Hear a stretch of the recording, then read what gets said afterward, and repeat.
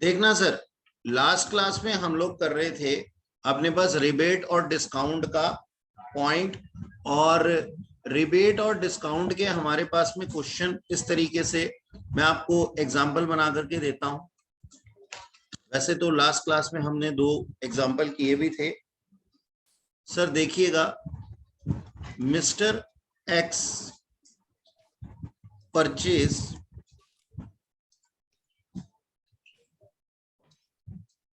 5,000 goods for his business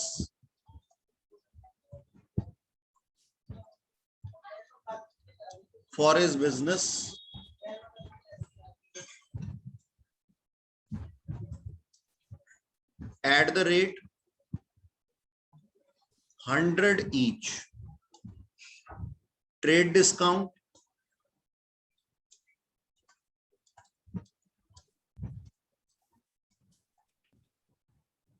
at the rate 10%. Cash discount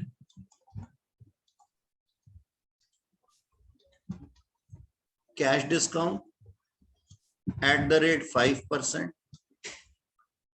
25% of the total amount paid instantly.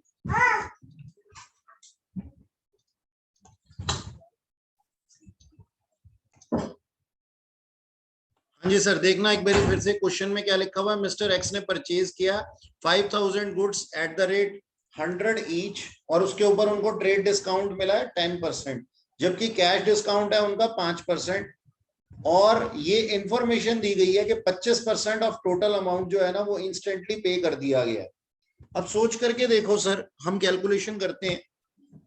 हमारा value of goods कितना था sir? 5 lakh था। Okay, पूरे के ऊपर हमारे को ट्रेड डिस्काउंट मिल जाएगा, क्योंकि सर ट्रेड डिस्काउंट जो है वो बिल बनने से पहले का होता है। ट्रेड डिस्काउंट जो होता है वो हमारा बिल बनने से पहले का होता है। तो सर ट्रेड डिस्काउंट हमें मिल गया 50,000, that is 10% of 5 lakh. Done. तो हमें अमाउंट कितना पे करना है? अब हमें अमाउंट पे करना है 4,50,000। अब क्वेश्चन ये कहता है कि 4,50,000 रुपए में से हम इंस्टेंटली कितना पे कर रहे हैं? हम पे कर रहे हैं 25%, 25% ऑफ 4,50,000, है ना।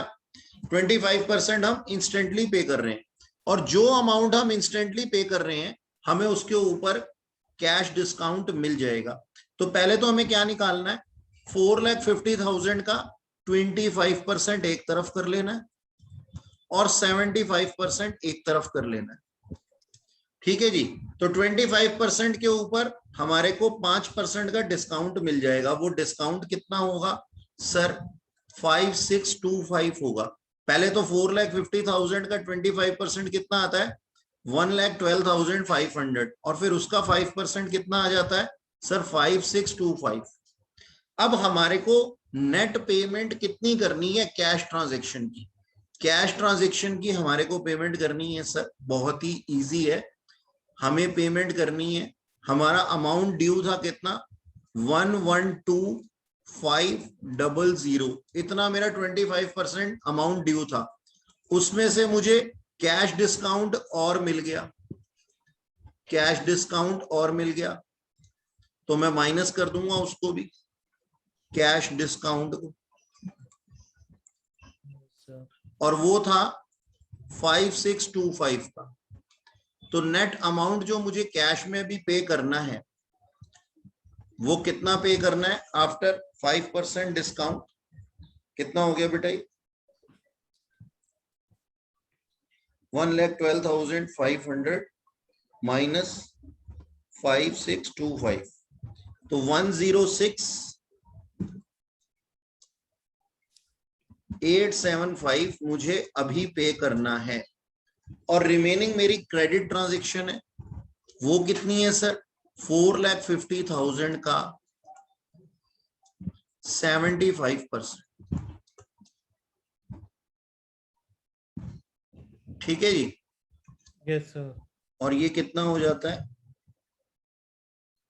4,50,000 का 75 डिवाइडेड बाय 100 ये हो जाता है 3,37,500। इसके ऊपर मेरे को कोई कैश डिस्काउंट नहीं मिलेगा क्योंकि मैं अभी पेमेंट ही नहीं कर रहा हूं। तो सीधी सी बात है कि कैश डिस्काउंट तभी मिलता है जब मैं कैश में पेमेंट कर रहा होता हूं। ये जो पॉइंट है हमारे को क्लियर होना चाहिए।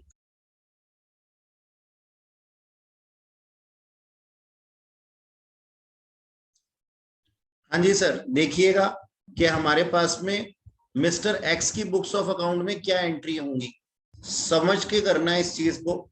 सबसे पहले तो हमने गुड्स का परचेज किया है। मैंने सिखाया था कि जब भी हम गुड्स का परचेज करते हैं तो हमारे परचेज अकाउंट के ऊपर फर्क पड़ेगा। तो पहला फर्क परचेज पे, हमें डिस्काउंट रिसीव हुआ है, हमने कैश डिस्काउंट रिसीव किया है ना, कम पेमेंट करनी पड़ी हमें, तो ये एक तरह की हमारी इनकम होती है डिस्काउंट रिसीव। प्लस हमने जो कैश पेमेंट की है इंस्टेंटली, उसके लिए हमारे कैश पे इफेक्ट पड़ा होगा। और जो हमने कैश पेमेंट नहीं किया था 75% अमाउंट, उसके लिए हमारे क्रेडिटर्स यानी कि सप्लायर बढ़ गए होंगे, सप्लायर की एंट्री लिखेंगे। अब देखिए सर, परचेजेस हमारे एक्सपेंसेस हैं और एक्सपेंसेस क्या हो गए, इंक्रीज हो गए। कितने से, 4,50,000 रुपीज से। ये 4,50,000 को हमें रिकॉर्ड करना है आफ्टर ट्रेड डिस्काउंट। बेटा ट्रेड डिस्काउंट की कोई एंट्री नहीं होती, इसलिए हम अमाउंट आफ्टर ट्रेड डिस्काउंट को ही रिकॉर्ड करते हैं अपनी बुक्स में। ठीक है जी। तो हमारे परचेजेज यानी कि एक्सपेंसेस इंक्रीज हो गए, तो एक्सपेंसेस इंक्रीज हो जाते हैं तो डेबिट और क्रेडिट के रूल्स के हिसाब से डेबिट हो जाते हैं। ठीक है जी, ये डी लिखा है डेबिट। ओके, अब सर आगे क्या हुआ है, आगे सर हमें डिस्काउंट रिसीव हुआ है, ये एक तरीके से हमारा पैसा बच गया है या फिर इनकम अर्न हुई है एक तरीके की। भाई पैसा खर्च होने जा रहा था, उतना पैसा बच गया, तो ये एक तरीके की इनकम है। इनकम इंक्रीज हो गई कितने की, 5,625 की। सर डेबिट और क्रेडिट के रूल्स कहते हैं कि इनकम जब इंक्रीज होती है तो अमाउंट क्रेडिट हो जाता है। ठीक है सर, कैश हमारा एसेट है, हमने कैश पे कर दिया, कुछ अमाउंट पे करना पड़ा हमारे को, तो हमारा एसेट कम हो गया। एसेट कम हो जाते हैं तो डेबिट क्रेडिट के रूल्स कहते हैं कि सर वो क्रेडिट हो जाते हैं। और रिमेनिंग अमाउंट जो हमारी क्रेडिट ट्रांजैक्शन थी 75%, उसके लिए हमारी एक लाइबिलिटी अराइज हो गई। लाइबिलिटी अराइज हो जाती है, लाइबिलिटी बढ़ जाती है तो अमाउंट क्रेडिट हो जाता है। 3,37,500 की लाइबिलिटी बढ़ गई और कैश घट गया 1,06,875 रुपए का। अब सर इन्हीं डेबिट क्रेडिट के हिसाब से हमें पहले डेबिट और बाद में फिर क्रेडिट लिखने। तो हमारी जनरल एंट्री क्या बन जाएगी सर, पहले डेबिट वाले उठाएंगे, तो डेबिट में क्या लिख देंगे हम, परचेज अकाउंट डेबिट। कितने से सर, 4,50,000 से। क्रेडिट कर देंगे अपने कैश को टू कैश अकाउंट, कितने से, 1,06,875 रुपीज से, जो अभी हमने देखा था। ठीक है, जितना उसको पे करना पड़ा था, यहाँ पे हमने अभी निकाला था, ये देखो 1,06,875। ठीक है, अच्छा जी। और टू डिस्काउंट रिसीव्ड, हमने डिस्काउंट रिसीव किया, हमारी इनकम हुई, क्रेडिट हो जाएगा 5,625 का, वो हमने निकाला था 25% अमाउंट के ऊपर 5% के डिस्काउंट मिले थे हमें। और टू क्रेडिटर्स यानी कि हमारी लाइबिलिटी रिमेनिंग 75% अमाउंट के लिए 3,37,500। तो हमारी फाइनल एंट्री क्या बन गई, purchase account debit to cash account to discount receive account to creditors account. तो यहाँ पे एक से ज्यादा अकाउंट क्रेडिट हो रहे हैं और सिर्फ एक ही अकाउंट डेबिट हो रहा है। तो यहाँ पे हमारी जो ट्रांजैक्शंस हैं वो हमने देखा, एक डेबिट और एक क्रेडिट नहीं हुआ, एक से ज्यादा चीजें क्रेडिट हुई हैं। यहाँ तक जो मैंने बताया बेटा, इसमें कोई दिक्कत तो नहीं है, बताइएगा। No sir. थोड़ा सा ऊंचा बोलो बेटा। No sir. ठीक है बेटा, आगे चलते हैं। यही कॉन्सेप्ट हमारे को जो डिस्काउंट का रखना है। सर डिस्काउंट रिसीव्ड या डिस्काउंट अलाउड का मतलब क्या है, डिस्काउंट रिसीव्ड या डिस्काउंट अलाउड का मतलब है कि सर हमने जो है वो कैश के अंदर पेमेंट की थी और कैश के ऊपर हमें डिस्काउंट रिसीव हुए हैं, या हमने क्या नाम है, डिस्काउंट अगर सप्लायर के पॉइंट ऑफ व्यू से देखेंगे तो डिस्काउंट अलाउ कैश पे किया है। ठीक है जी, तो ये हमारे पास में था, ये हमारे पास में था in the books of x. अब सर इसी एंट्री को हम लोग बुक्स ऑफ वाई भी कर सकते हैं, यानी कि सप्लायर के बुक्स में भी कर सकते हैं, सप्लायर के बुक्स में भी कर सकते हैं। आइए देखते हैं सर वो क्या एंट्री बनाएगा। सबसे पहले तो ध्यान से देखना, ये जो सप्लायर था, क्योंकि क्वेश्चन के अंदर नाम नहीं दिया हुआ ना, सप्लायर था, मिस्टर एक्स जो हैं वो सप्लायर के कस्टमर लगते हैं, है ना। और मिस्टर एक्स ने इनसे दो तरह की ट्रांजैक्शन की है, एक तो सर इन्होंने कैश ट्रांजैक्शन की है और दूसरा उन्होंने क्रेडिट ट्रांजैक्शन की है ना। कुछ तो कैश में पे कर दिया है और कुछ बाद में पे करेंगे, क्रेडिट पे किया है। तो 25% तो इन्होंने कैश में पे कर दिया था और 75% जो है उन्होंने किसमें, क्रेडिट में पेमेंट की है। ठीक है जी, ये बात समझ में आती है। सर सप्लायर की बुक्स ऑफ अकाउंट में, एक्स की बुक्स ऑफ अकाउंट में तो परचेज हुआ था, लेकिन सप्लायर की बुक्स ऑफ अकाउंट में क्या हुआ है सर, नंबर 1 उनकी हुई है सर सेल्स, उनकी हुई है सेल्स। अच्छा सर, उनके पास आया है कुछ कैश, उन्होंने दिया है कुछ डिस्काउंट,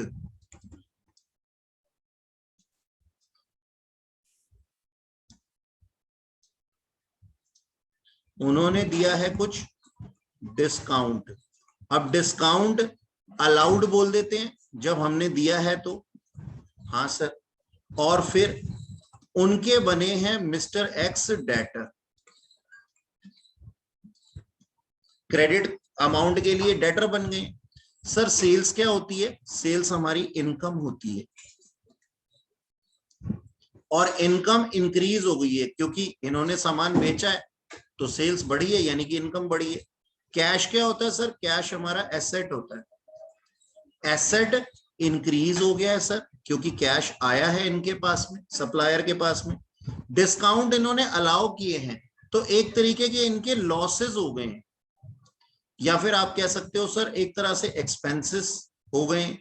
डिस्काउंट अलाउ किया इन्होंने तो डिस्काउंट अलाउड में लॉसेस या फिर एक्सपेंसेस बढ़े हैं, क्योंकि किसी को डिस्काउंट हम खुशी से थोड़ी देते हैं।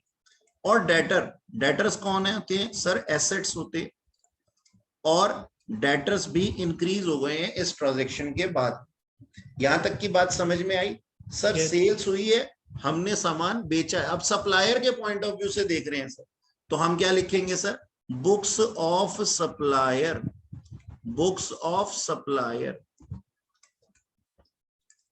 अब आप ये सोच रहे होंगे कि सर फिर अमाउंट की ट्रांजैक्शन अलग अलग से करनी पड़ेगी, बिल्कुल नहीं करनी पड़ेगी। देखो उसकी परचेज कितने की थी, ये जो मिस्टर एक्स की परचेज थी ये कितने की थी सर, 4,50,000 रुपए की थी। तो उसकी परचेज इसकी क्या बन गई सर, सेल्स बन गई। ठीक है सर, उसने जो कैश पे किया था वो सप्लायर को किया था, कितने का किया था, 1,06,875 का किया था। तो सर यहां पे भी 1,06,875 ही आएगा। उसने जो डिस्काउंट रिसीव किए थे वो इसने अलाउ किए थे तभी तो रिसीव किए थे, वो कितने किए थे, 5,625 के। तो सर यहां पे डिस्काउंट अलाउड आ जाएगा 5,625। उसने जो अपनी बुक्स ऑफ अकाउंट में क्रेडिटर बनाया था 75% के लिए, यानी कि 3,37,500 के लिए, उसको ये अपनी बुक्स ऑफ अकाउंट में क्या कहता है सर, डेटर कहता है 3,37,500 के लिए। तो सर अब देखो, जब इनकम बढ़ती है तो डेबिट क्रेडिट के रूल्स के हिसाब से इनकम या रेवेन्यू जब बढ़ते हैं तो क्रेडिट हो जाते हैं, एसेट जब बढ़ते हैं तो सर डेबिट हो जाते हैं। डिस्काउंट जब अलाउ किया जाता है उससे लॉसेस या एक्सपेंसेस होते हैं तो वो डेबिट हो जाते हैं, लॉसेस या एक्सपेंसेस जब इंक्रीज होते हैं तो डेबिट हो जाते हैं। और सर डेटर्स यानी कि एसेट जब इंक्रीज होते हैं तो डेबिट हो जाते हैं। अब सर यहाँ पे हम एक जर्नल एंट्री लिखने जा रहे हैं। जर्नल एंट्री किस तरीके से बनाएंगे, हम लिखेंगे सर पहले डेबिट वाली चीज फिर क्रेडिट वाली चीज। तो हम क्या लिखेंगे, cash account debit, cash account debit. और बोलो डेबिट में क्या है sir? Discount allowed account debit, discount allowed account debit. और बोलो सर डेबिट में क्या है? सर डेटर्स है, तो डेटर्स का नाम क्या है? एक्स। ठीक है, इसकी सप्लायर की बुक्स ऑफ अकाउंट में उसका नाम क्या है? एक्स। तो हम इस तरीके से लिखते हैं x apostrophe x account debit. और टू, अब क्रेडिट वाला अमाउंट कौन सा? सेल्स का, टू सेल्स अकाउंट। मैंने पहले भी बताया था कि जब हम गुड्स का सेल या परचेज करते हैं तो हम सेल्स या परचेज अकाउंट ओपन करते हैं, और अगर हम एसेट्स का सेल परचेज करते हैं तो हम एसेट का अकाउंट ओपन करते हैं, सेल्स एंड परचेज का अकाउंट ओपन नहीं करते, क्योंकि जिन चीजों में हम बिजनेस के अंदर डील करते हैं उन्हीं को हम गुड्स कहते हैं, तो उन्हीं के लिए सेल्स और परचेज अकाउंट ओपन होते हैं। अब सर कैश के अंदर कितना अमाउंट लिख दूंगा? सर कैश के अंदर कैश का अमाउंट लिख दूंगा 1,06,875। डिस्काउंट अलाउड के अंदर लिख लूंगा 5,625। एक्स में लिख दूंगा 3,37,500। और यहां इनकम क्रेडिट के अंदर लिख दूंगा सेल्स में 4,50,000 रुपए।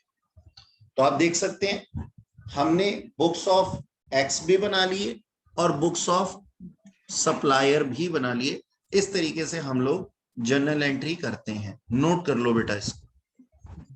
Yes sir. और आपने जो उसको 50,000 का एक वो मिला था, आपने वो इसलिए नहीं रखा क्योंकि वो ट्रेड डिस्काउंट था। हाँ और बच्चे, और ट्रेड वो डिस्काउंट मेरे बेटा कभी भी आप बुक्स में नहीं लिखते बुक्स हो। ऑफ अकाउंट में शो नहीं किया जाता, और ये हमारी बुक्स ऑफ अकाउंट ही बनी। हमने शुरुआत में ही मना किया था इसके लिए कि ट्रेड डिस्काउंट कभी भी बुक्स ऑफ अकाउंट में रिकॉर्ड नहीं किया जाएगा। Yes sir. देखो सर, हमारा जो नेक्स्ट टॉपिक है वो है बैंकिंग ट्रांजैक्शन। बैंकिंग ट्रांजैक्शंस का मतलब क्या है sir? Transactions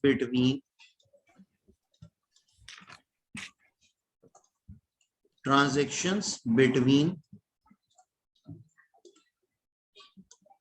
business and bank of business.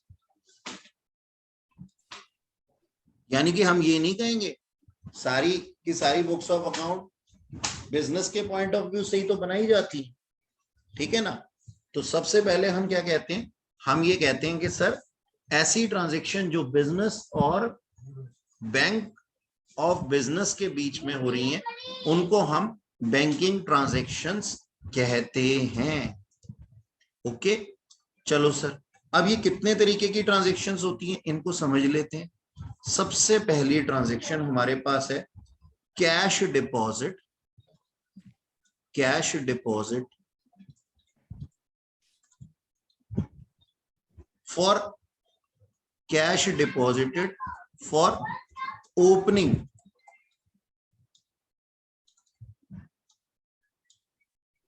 A bank account. ठीक है जी।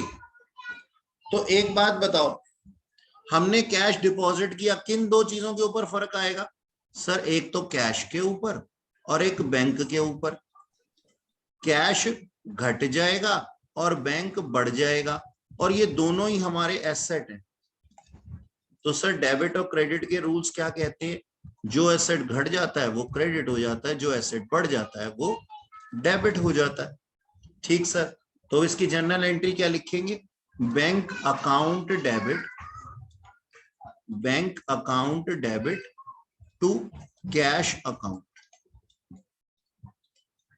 ठीक सर। यस अच्छा, सर। नेक्स्ट है हमारे पास में, नेक्स्ट है हमारे पास में कैश विड्रॉन।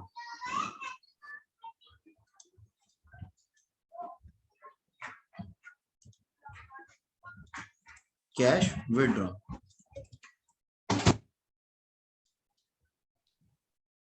कैश विड्रॉन का मतलब क्या हुआ? कैश निकाल लिया। अब देखो कैश निकाल लेंगे तो क्या होगा? हमारे हाथ में किस चीज के ऊपर फर्क पड़ेगा सर? वही दो चीजें, कैश और बैंक। अब हमारे हाथ में कैश आ जाएगा और कैश बढ़ जाएगा। बैंक से हमने कैश निकाल लिया तो हमारे हाथ में कैश आ गया, और बैंक से, बैंक अकाउंट से कैश निकल गया। तो सर बिल्कुल ऊपर वाले की रिवर्सल एंट्री हो जाएगी, बिल्कुल ऊपर वाले की रिवर्सल एंट्री हो जाएगी। ये डेबिट हो जाएगा और ये क्रेडिट हो जाएगा, क्योंकि दोनों ही एसेट है। तो हमारी जर्नल एंट्री जो हमने ऊपर लिखी थी उसी की रिवर्स हो जाएगी, cash account debit to bank account. ठीक सर? Yes sir.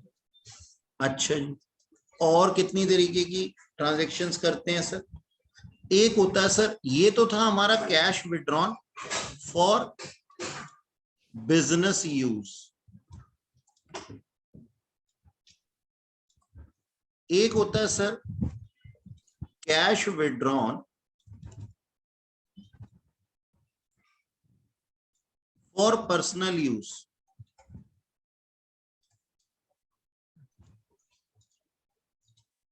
अब सर एक बात बताओ, जो पर्सनल यूज हम करते हैं उससे हमारी कैपिटल पे इफेक्ट पड़ जाता है।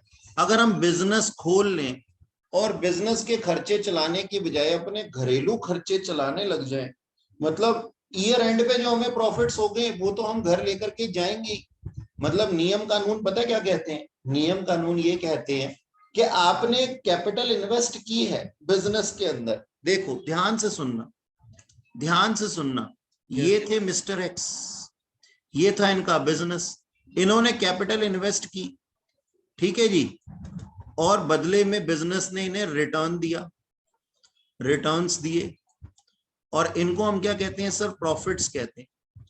तो रूल ये कहते हैं आप प्रॉफिट को घर लेकर के जा सकते हो और फिर पूरे साल तक उस प्रॉफिट को यूटिलाइज कर सकते हो, वो आप कर सकते हो। लेकिन लेकिन ऐसा मत करना कि ड्यूरिंग द ईयर जो है, ड्यूरिंग द ईयर जो है वो आप बिजनेस में से कोई पैसा निकाल करके ले जाओ। आप ऐसा नहीं कर सकते, आप ऐसा नहीं कर सकते। तो सर हम क्या कहते हैं, हम इस केस में क्या बोलते हैं? हम ये कहते हैं लेकिन ऐसा उन्होंने कर लिया, ऐसा उन्होंने कर लिया, कैश विड्रॉ कर लिया पर्सनल यूज के लिए। कहां से? बैंक से, फ्रॉम बैंक। तो सर पर्सनल यूज को हम क्या कहते हैं? हम कहते हैं ड्रॉइंग्स, ड्रॉइंग्स। तो दो चीजों के ऊपर इफेक्ट पड़ेगा, नंबर वन तो ड्राइंग्स पे, और नंबर टू हमारे बैंक पे। बैंक जो है वो हमारा घट जाएगा और ड्राइंग्स हमारी बढ़ जाएंगी। ड्राइंग्स क्या होती हैं सर? ड्राइंग्स होती है एंटी ऑफ कैपिटल, दरवाजा बंद कर दे। यानी कि कैपिटल की एंटी। ठीक है जी? Yes sir.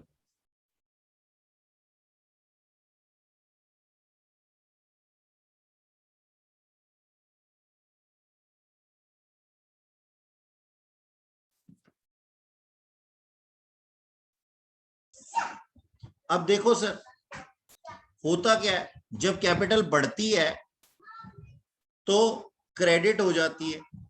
अब ड्राइंग से हमारी कैपिटल घटती है तो हम क्या बोलते हैं? कैपिटल का कौन सा बैलेंस होता है? क्रेडिट बैलेंस होता है। तो ड्राइंग्स का कौन सा हो गया सर? डेबिट बैलेंस हो गया, है ना? तो ड्राइंग्स बढ़ेगी तो क्या हो जाएगा सर? डेबिट हो जाएगा। और बैंक्स घटेंगे, एसेट है हमारे, एसेट घटते हैं तो क्या हो जाते हैं? क्रेडिट हो जाते हैं। तो उस केस में हमारी जर्नल एंट्री क्या बन जाएगी? हमारी जर्नल एंट्री बन जाएगी sir drawings account debit to bank account.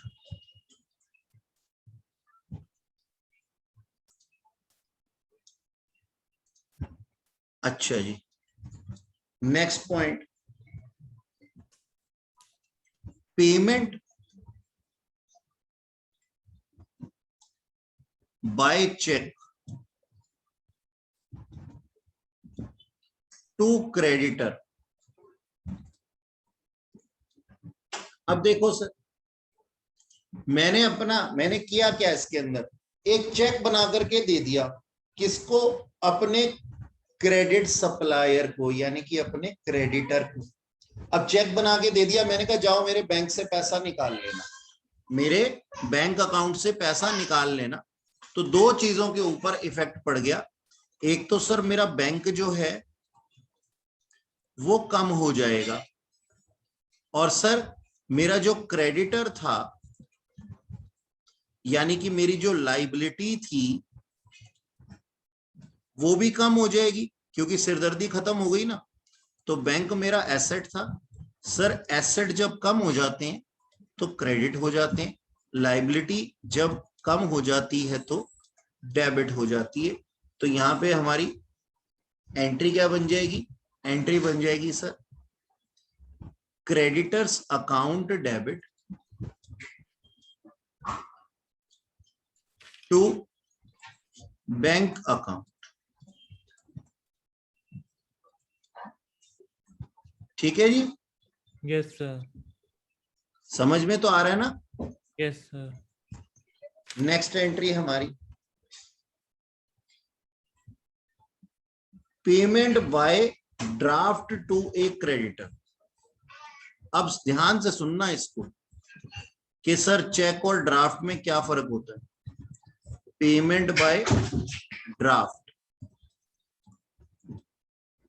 To creditor, देखो जी, ये मेरा बिजनेस था,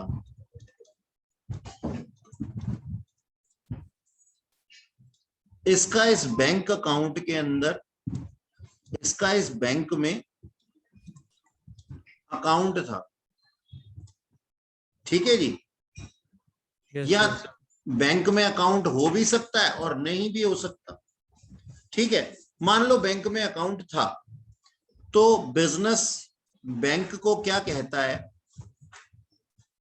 कहता है कि आप एक काम करो, आप मुझसे, आप मेरे अकाउंट से एक पैसे दे दो। तो बैंक ने बोला पैसे तो मैं आपको दे दूंगा, लेकिन एक बात बताओ, आप चेक लेके आए हो, पहले आप मुझे चेक तो दो, तभी तो मैं आपको पैसे दूंगा। बोलता है नहीं, मेरे पास पैसे तो नहीं है, लेकिन मेरा इस अकाउंट के अंदर, इस बैंक के अंदर अकाउंट है। तो बैंक कहता है अच्छा, फिर मैं एक काम करता हूं कि मैं आपके लिए एक डॉक्यूमेंट बना देता हूं। यानी कि बैंक ने क्या किया, एक डॉक्यूमेंट बनाया, बैंक मेड अ डॉक्यूमेंट, ठीक है। और उस पे बैंक ने लिखा, अब बैंक ने पूछा कि ये बताओ बिजनेस बाबू, आप इसको किसके लिए यूटिलाइज करना चाहते हो। तो बिजनेस ने बोला कि मैं इसको ट्रांसफर करना चाहता हूं अपने क्रेडिटर को, कि मैं पेमेंट करना चाहता हूं क्रेडिटर को, लेकिन मेरे पास चेक नहीं है। तो उसने एक डॉक्यूमेंट बनाया, जिस डॉक्यूमेंट को हम कहते हैं डिमांड ड्राफ्ट। क्या कहते हैं, डिमांड ड्राफ्ट। अब डिमांड ड्राफ्ट के ऊपर उसने क्या लिखा कि इतने पैसे मिस्टर क्रेडिटर को दे दिए जाएं। मान लो उनके क्रेडिटर का नाम जो था, ये भाई साहब उनके क्रेडिटर थे, क्रेडिटर जिनका की नाम था मिस्टर जेड, ठीक है जी। तो हमारे बिजनेस ने बैंक में जाकर के क्या बोला कि बैंक जी मेरे पास में चेक तो है नहीं, लेकिन मुझे अपने क्रेडिटर को कुछ पेमेंट करनी है। तो बैंक ने एक डॉक्यूमेंट बनाया जिसको कि डिमांड ड्राफ्ट कहते थे, और उसके ऊपर पैसे लिख दिए 59,000 रुपीज, ऐसा बना दिया। 59,000 रुपीज उन्होंने ऐसा लिख दिया, यानी कि एक करेंसी नोट की तरह से 59,000 रुपीज का एक डॉक्यूमेंट बना दिया, और इसको दे दिया किसको? बिजनेस को दे दिया। ये डॉक्यूमेंट किसको ट्रांसफर कर दिया? बिजनेस को बना करके दे दिया। ये लो सर। अच्छा, अब बैंक ने बिजनेस के बैंक अकाउंट से मनी डिडक्ट कर दी 60,000 deducted from bank account of business. तो बिजनेस ने पूछा कि भाई ये आपने क्या किया? आपने मुझे ये डॉक्यूमेंट बना के दिया 59,000 का, यानी कि अगर मैं इस 59,000 के डॉक्यूमेंट को अपने क्रेडिटर को ट्रांसफर करता हूं तो वो क्या कहेगा कि उसके पास कितने आए हैं? सर 59,000 रुपीज आए हैं, है ना? Yes sir. 59,000 रुपीज आए, और आपने मेरे बैंक अकाउंट से जो है वो 60,000 काट लिए। तो ऐसा क्यों किया आपने? तो बैंक ने जवाब दिया कि जो डिफरेंस है ना सर, डिफरेंस है बिटवीन 60,000 एंड 59,000, यानी कि कितने? 1,000 rupees is my fee to make demand draft. ये मेरी फीस है डिमांड ड्राफ्ट बनाने की। तो मिस्टर बिजनेस जो है वो क्या कहते हैं? बिजनेस क्या कहता है? अरे भाई ये तो बहुत महंगा हुआ। कहते हैं हाँ, इसीलिए तो हमने आपको चेक दिया हुआ है, चेक से पेमेंट करो, डिमांड ड्राफ्ट क्यों बनवाते हो? तो मिस्टर बिजनेस जो है, जो बिजनेस भाई साहब हैं, वो नेक्स्ट टाइम ध्यान रखेंगे इस चीज का, क्योंकि इनके एक्स्ट्रा चार्जेस लग गए। यहां तक की कहानी समझ में आई? Yes sir. अब देखो, ऐसा होता भी है, जैसे मान लो तुमने अपने स्कूल में फी पे करनी है, स्कूल वाले कहते हैं भाई डिमांड ड्राफ्ट बना करके लाओ, ठीक है, क्योंकि हो सकता है कि तुम्हारा चेक जो है वो बाउंस हो जाए। चेक बाउंस होने का मतलब ये होता है, मान लो तुमने उसके ऊपर ठीक से साइन नहीं किए, या तुम्हारे अकाउंट में पैसे नहीं थे, तो स्कूल वालों को तो फीस नहीं पहुंचेगी ना। तो वो क्या कहते हैं? वो कहते हैं डिमांड ड्राफ्ट बना करके लेके आओ, आपकी फीस जो है वो 59,000 है।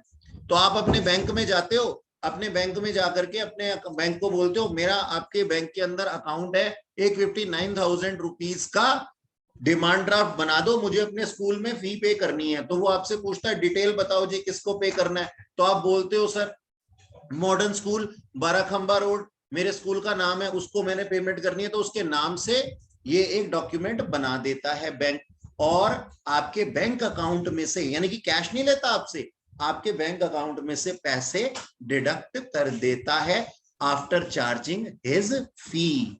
ठीक है जी। अब ध्यान से देखना सर, ध्यान से देखना हमारे पास किन किन चीजों का के ऊपर फर्क पड़ा।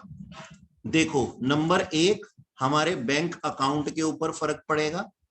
हाँ सर, हमारा बैंक अकाउंट हमारा एसेट होता है, और हमारा एसेट डिक्रीज हो गया कितने से? 60,000 से। अच्छा सर, हमारी लाइबिलिटी, हमारा क्रेडिटर कौन था? हमारा क्रेडिटर था, हमारी लाइबिलिटी, और लाइबिलिटी डिक्रीज हो गई कितने से? 59,000 रुपीज से। ठीक है जी, लाइबिलिटी डिक्रीज हो गई 59,000 रुपीज से। ठीक सर। नंबर 3 क्या इफेक्ट पड़ा? नंबर 3 इफेक्ट पड़ा सर, हमारे पास में कुछ बैंक चार्जेस लग गए। बैंक चार्जेस हमने पे किए, तो बैंक चार्जेस हमारे लिए क्या है सर? एक्सपेंसेस हैं। कितने के सर? 1000 रुपीज के। अब ये मत कहना कि सर बैंक चार्जेस तो 60,000 के अंदर ऑलरेडी इंक्लूडेड थे ना। इंक्लूडेड तो थे, लेकिन उसको नाम तो देना पड़ेगा ना, इसलिए। अब देखो, बैंक कम हो गया कितने से? 60,000 रुपीज से। एसेट कम हो जाता है तो क्या होता है? क्रेडिट। लाइबिलिटी कम हो जाती है तो क्या हो जाती है? डेबिट। और एक्सपेंसेस बढ़ जाते हैं, एग्जिस्टेंस में आ जाते हैं, तो हम क्या कहते हैं उसको? वो हो जाते हैं डेबिट क्रेडिट के रूल के हिसाब से डेबिट। तो सर अब हमारी जर्नल एंट्री क्या होनी चाहिए? हमारी जर्नल एंट्री होनी चाहिए sir creditors account debit, bank charges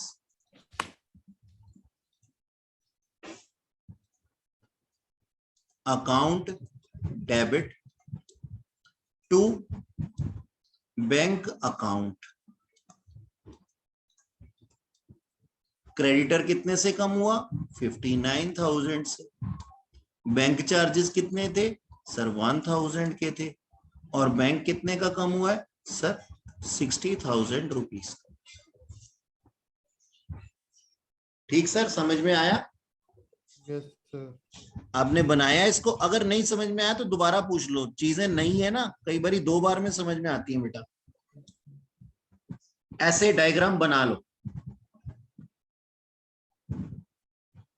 yes sir.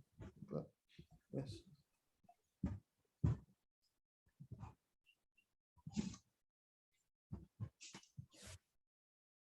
ठीक है बेटा, फिर नेक्स्ट क्लास में आगे कंटिन्यू करेंगे। इसका रिवीजन कर लेना एक बारी। ये और ये जो हमारे ट्रेड डिस्काउंट है, मतलब ये जो जर्नल एंट्रीज है ना, ये हमारी बेसिक्स है, और बेसिक्स जो है हमें अच्छे से करने चाहिए।